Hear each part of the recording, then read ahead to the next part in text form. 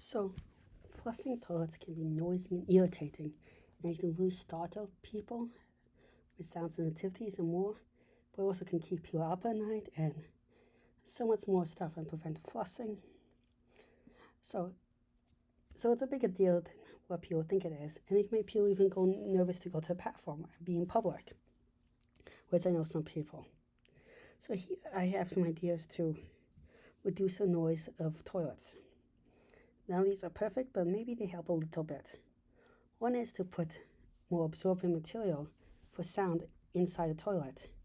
And that could be that instead of having a solid ceramic brick, you make it have a more made out of like a foam or something. This would mean if you have something in foam can absorb a lot of noise really quickly within it. And there won't be a lot of noise escaping. Now there could be a lot of noise still escaping from the top of the seat or through the pipes when the seats are open. So you still have that problem. But just through the actual material less.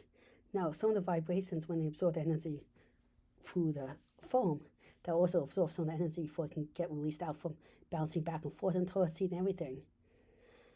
This would also, if you have made a foam construction, you could potentially make the whole toilet a lot lighter, which could help ease transportation costs.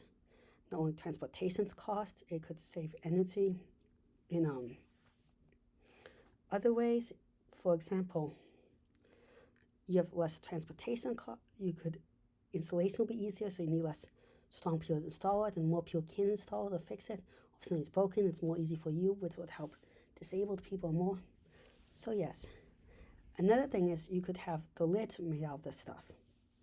Now, then if you flush it with the lid down, you really do trap and stop the noise, mostly. I think these are good ideas, but they all require future installation, and maybe a spray-on coating could do a little bit, but thin stuff really can't absorb sound that well.